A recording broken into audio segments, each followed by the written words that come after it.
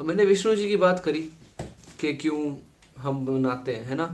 तो विष्णु जी उसके बाद आते हैं और अर्थ का ध्यान रखते हैं। एंड इन दिस प्रोसेस इस चीज का कच्चा चिट्ठा लिखा जाता है कि कितना पाप बढ़ रहा है धरती पे और कितना पाप ठीक है, कितने अच्छे लोग हैं और कितने बुरे लोग हैं। और जब ये अच्छाई और बुराई का एक बैलेंस होता है, वो एक तरफ को पलड़ा भारी बढ़ता जाता है, वैसे वैसे करते करते रिक्वायरमेंट बढ़ती है। देखो, वर्ल्ड हमारी लाइफ बैलेंस पे चलती है, राइट।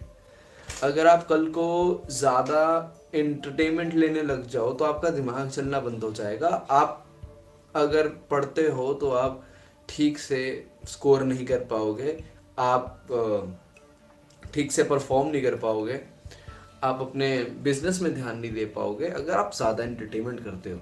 बट अगर आप ऑन दी अदर हैंड अगर आप ज़्यादा काम करते हो तो आपका दिमाग फट जाएगा and you will not be able to again think anything and you will basically be needing some rest and entertainment of any sort. ठीक है, हमारी लाइफ बैलेंस पे चलती है, समाज की लाइफ भी बैलेंस पे चलती है।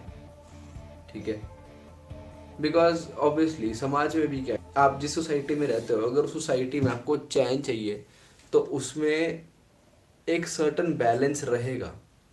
एज अ पर्सन भी आपकी लाइफ में बैलेंस की रिक्वायरमेंट है, समाज में भी आपकी बैलेंस की रिक्वायरमेंट है, यू नो आपके रिलेशनशिप में भी बैलेंस की रिक्वायरमेंट है, एनी रिलेशनशिप। सिमिलर मेथड में एक कंट्री के अंदर भी बैलेंस की रिक्वायरमेंट होती है और वर्ल्ड लेवल पे भी बैलेंस की रिक्वायरमेंट होती है।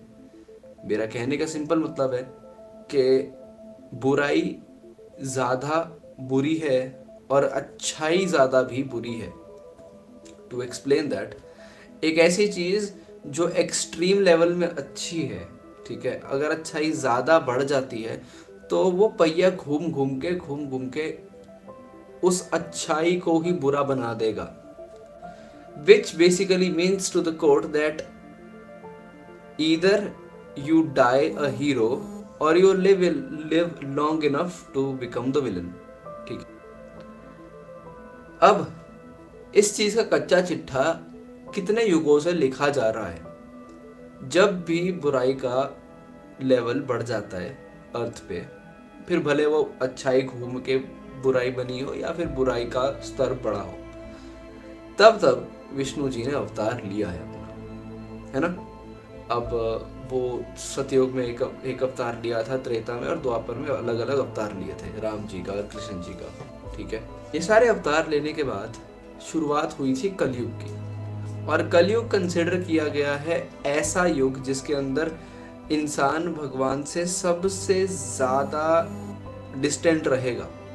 ठीक है, और इसी प्रोसेस में जब घोर कलयुग आएगा, विच इज 4,32,000 साल बाद इन टोटल, तब विष्णु जी का अवतार होगा और वो कली पुरुष से लड़ेंगे और जितनी बुराई है धरती की वो खत्म करेंगे और अच्छाई की स्थापना करेंगे, धर्म की स्थापना करेंगे और सत्युग की स्थापना करेंगे।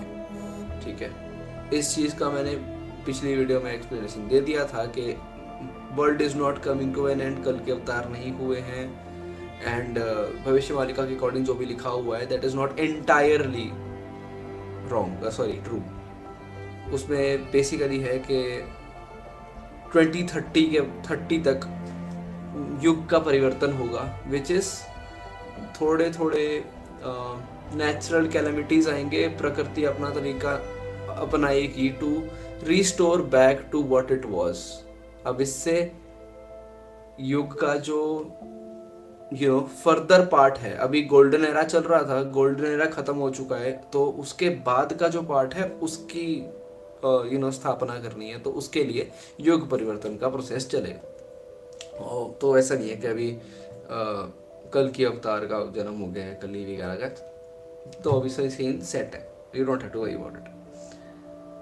ओके, तो एट द एंड, कलयुग के एंड में कल की अवतार का जन्म होगा, कली से लड़ाई करेंगे और उनका सबसे ज्यादा रौद्र रूप होगा, सबसे ज्यादा डेडलीस्ट होगा।